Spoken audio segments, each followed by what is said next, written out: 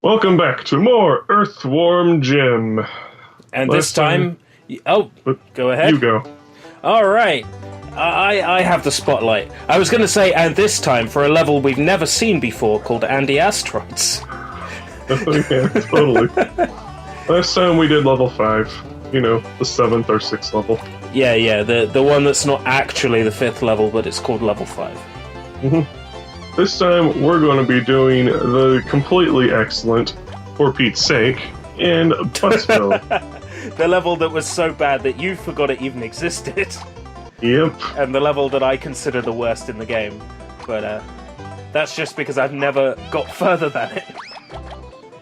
I've never tried to do the challenge path in it. I might sometime, though. Challenge? You mean there's more than one path? Oh, yeah. Oh, After no. you get to the end, it has a sign that says Wimp pointing towards his house, so you can let Peter just walk in and you'll be done. Or you can choose to have him go past that, and you can carry on through an even harder section. Oh, and God. At the end of it, you get rewarded with, I think, 3 lives. Oh, so worth it. Totally. Totally worth it. The only reason you do it is for bragging rights. Mm-hmm. Do you feel like bragging today, Meow? About what? Do you feel like bragging? Do you feel like taking on the challenge path today? No. Alright, good. Then let's just do regular for Pete's sake. Yep. So that's another continue?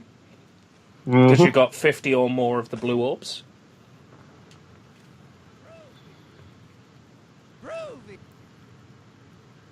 Make sure you note down that passcode that doesn't work. Just in case you get a game over on this stage. The music in this stage is pretty good, though. I can Very I can 90s. sort of hear it. I've got the volume down way low, so I can just use it for syncing up with the commentary. But I mean, I can hear there's some very meaty drums. Oh no, it happens. You killed yourself rather than deal with the pain of him catching you and chomping you. And there goes continue. That's what they're there for. They're there to be used. Now, you'll see as I play through this stage, I actually have some strategies that make the stage a lot more bearable. Because of these strategies, will we be seeing you at AGDQ? No. So they're not speedrun strategies? Oh, they probably are. Oh, I was hoping to see you at AGDQ. I'm kind of disappointed now. I'd rather go to a more smaller convention, you know, one that doesn't support that sort of crowd. Fair enough, fair enough. At least any trap he gets caught in gets disarmed. Yep. It's a little bit part of my strategy because some of them is just way too precise for my liking. But here's where most of my strategy comes from. With these meteor showers, they can't hurt him, and they're just a big waste of time. So as soon as he gets hurt, though, the meteor shower gets canceled. Ah, I see. Clever. No matter what, I'm going to get hurt in either case. So you might as well use it to your advantage sometime. Mm-hmm. I like it. That's clever. That's thinking outside the box. Oh, that was smoothly done, I must say. What was? Where he literally fell between the two enemies. That was smooth.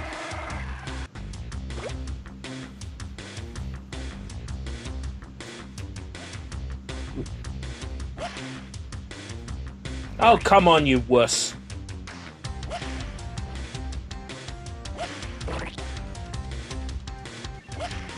You hit him while he was falling! That was crazy! I've never seen that kind of strat before. It's called the I've played this too many times to count strat.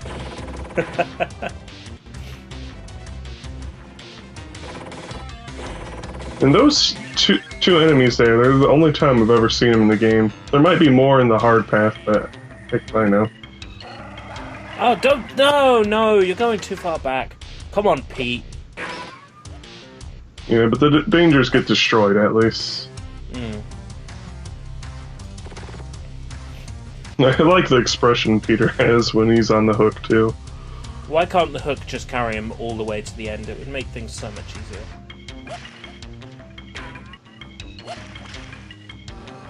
Another meteor shower. At least because you were right next to where you respawn, you only lost about 3% of health. That's not too bad. Oop. And the music's having to reset again. This level is already so large, and you're telling me there's an extra path. Yep. I couldn't imagine being the kind of sadist that would take that. The kind of person who's like, look at me, I'm good at retro games. Oh, here's a nasty little bit. Oh wait, no, it wasn't this. It's another one of those dips where you don't see the pit at the bottom, but there's a pit at the bottom. I think it's, So you can walk right into the pit? Yes, but it's more likely what's going to happen is Peter's going to walk into the pit. Oh man. That's mean.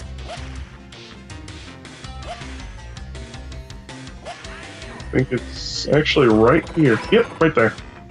Oh, I see. The slightest gap. Mm-hmm.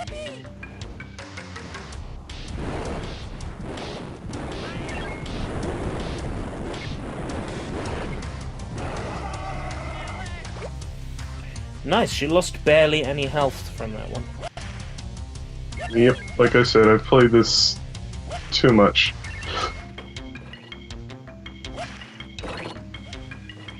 Why does it just feel like this level's never ending? Like it's one of those modern mobile games that's just like all procedurally generated. Because it's a very long level, and it's a lot of the same challenges over and over again. I couldn't imagine being anybody who would enjoy playing this stage. At all. Oh! So, there he is. Wimp in advance.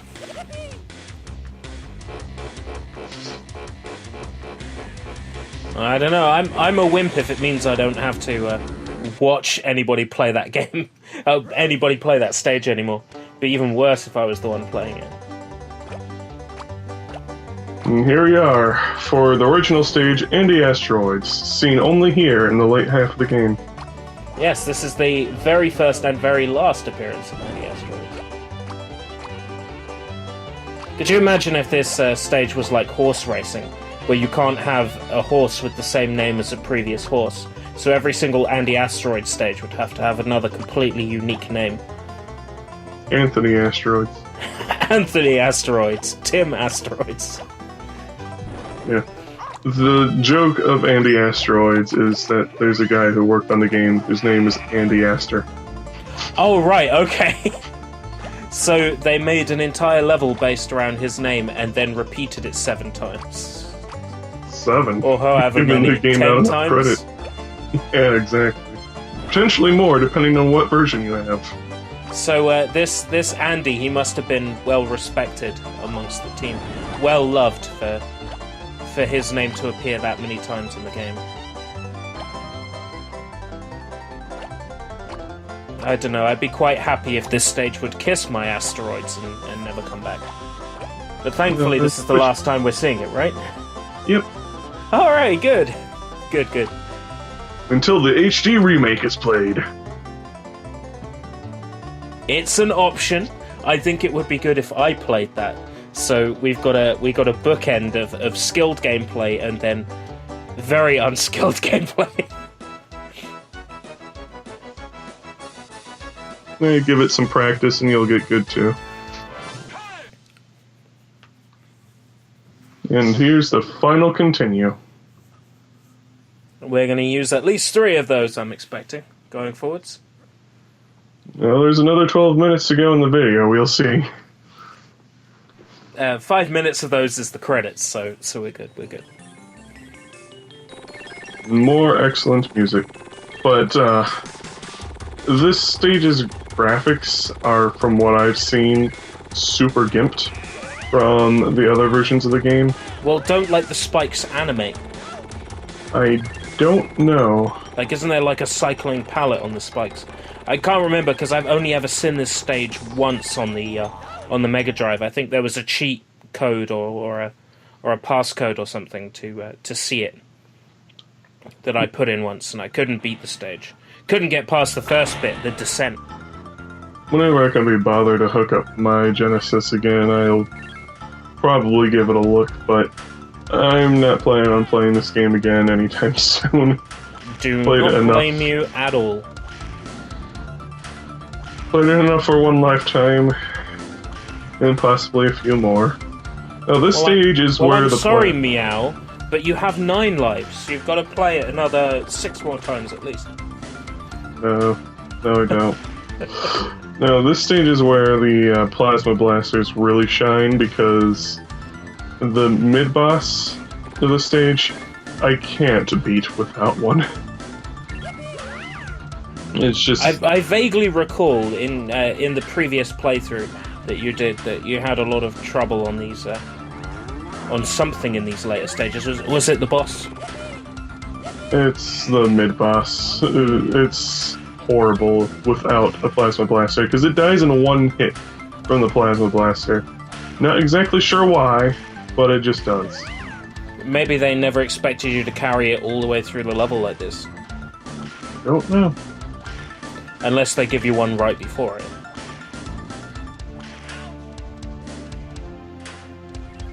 Because I mean, it seems like a really conscious effort on your part to bring it with you. Yes, it is. So, perhaps that explains why it dies in one hit with it. It's like, well, you bothered to carry it all the way with you. But you can get a fair few of those. Maybe they're just expecting you to waste them on everything. Because, you know, mindless pew-pew shooting! And then you get to the mid-boss, and then you're utterly screwed over. I think if you get this far in the game, and you're still just shooting things for the sake of, ooh, it's fun, then you haven't been... you haven't had your soul destroyed enough by Earthworm Jim. Yep. And I made it. Oh, that music is good, though. And avoid a continue, because if I hit it and I happen to die, there's no winning. I have to game over. Now, you said that earlier in it. So what happens? Just like the boss doesn't activate, or...? No, for this instance, it's because I won't be able to destroy that. Oh, yeah, because you don't have the... That continue there is the one you don't want to hit if you happen to get hurt and phase through the world down here. Right, so if you were to get to that checkpoint without fighting that boss, you'd be screwed. Yeah. Now here's the funny thing. You can't kill Queen Slugforabutt with your gun. Oh, are we already on the final boss here? Yep. Oh, wow. All it actually takes to kill her, if I recall right, is a single plasma blaster shot and being whipped. You have to finish her with a whip it good. Whip it into shape. Just whip it. And since she's activated, since I got close to her now, there's like no chance that I'm going to be able to get to her without dying like that. You need to get nice and close.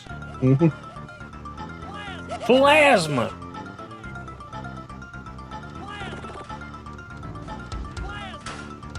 By the way, graphic content warning.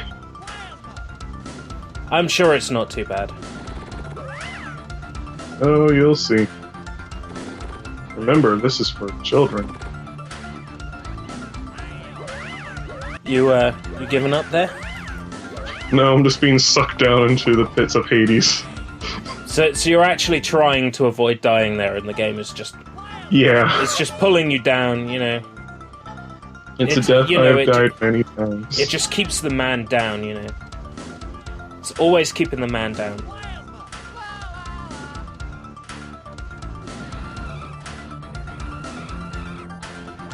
Oh, my word. And then you can bring her to life again, and then kill her again. You're right, that was graphic. You're the best. Oh, thank you. Yes, I am. I'm the best, and I didn't even do anything. Yep. And some great classic animation here. I think you'll find that sexist. Well, yes, it is sexiest.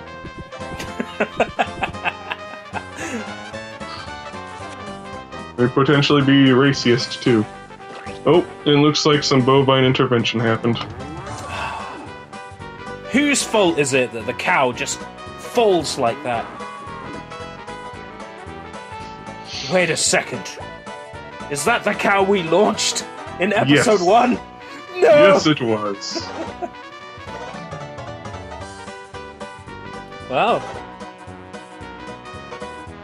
Beautiful, beautiful credits. We've got 8 minutes of them to go through. Mm-hmm.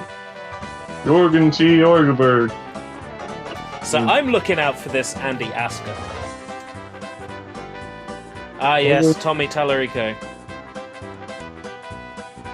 Carlos Hassan. Soren Lund. What is this Smash Brothers? Samuel S. Nova. Echidna. Special. Elf. Thomas Bushworn. Andre Bramer. For the Windows 95 timer solution. Ooh, Jim speaking. Are commonly called Dave Perry. Worms are so different from one another that zoologists do not classify them together in a single group. They place them in different tribes, like the tribe of this worm and the tribe of that worm. In everyday language, the name worm may be loosely applied to other animals, like dogs, cats, ferrets, and blind cave salamanders. Lincoln food Remember chains, that one. blah, blah, blah. Yeah, so this is going come in handy next game. What do they look like? All worms look just like elephants, with 2 ears and a long tail. Most of them have complex hair patterns across their back. The suit must smell pretty bad inside. Then proboscis worms also lack a colon, but they are more advanced than flatworms. Segmented worms are the most advanced because they have a true coelom and well-developed digestive, respiratory, circulatory, nervous system, brain, and teleportation module. Some worms reproduce sexually. Hermaphroditism, the condition in which a single individual possesses both male and female reproductive parts. In common are many groups of worms and rock stars. Segmented worms, which make up the phylum Annelids, have elongated bodies that are round or flattened and divided into segments by transverse rings. Most are non-parasitic and are brightly colored. Some are free-swimming and some are active burrowers. Blah, blah, blah. The class Oligotechnodoodle has that project from the bottom of their bodies. The members of the class are primarily burrowing scavengers. There's Andy Astor. The segmented worms consist of about 9,000 species of free-living and parasitic forms that show certain evolutionary advancements over other... Oh, sure, evolutionary. Now we're all just pro-evolution. Shiny makes no claims to being evolutionary nor creationary, whichever one might get us in any kind of trouble.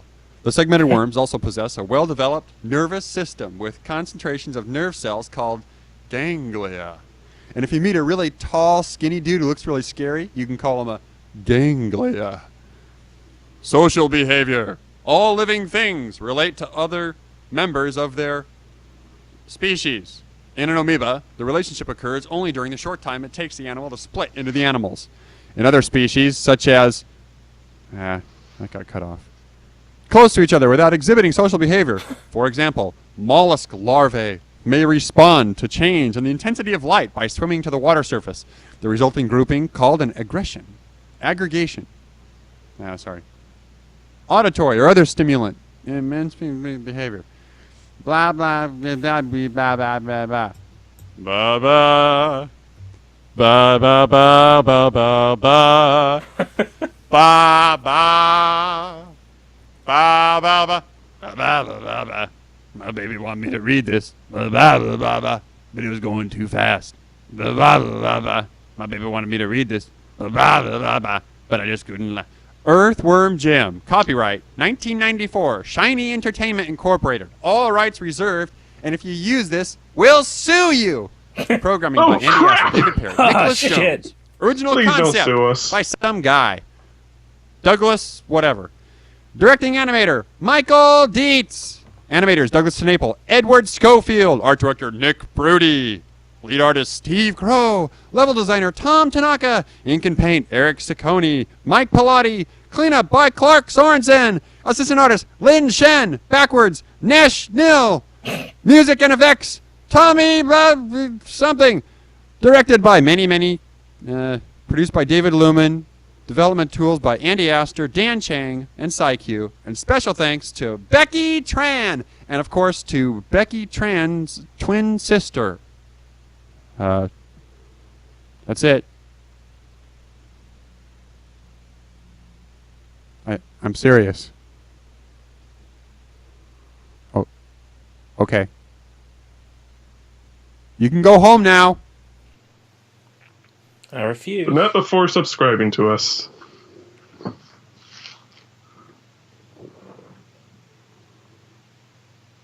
At least Jim doesn't go home empty-handed, too. Well, thank you all for joining us on this crazy adventure. I've been Miaskovich, joined by Herbert. Yep. And you won't go home empty-handed either.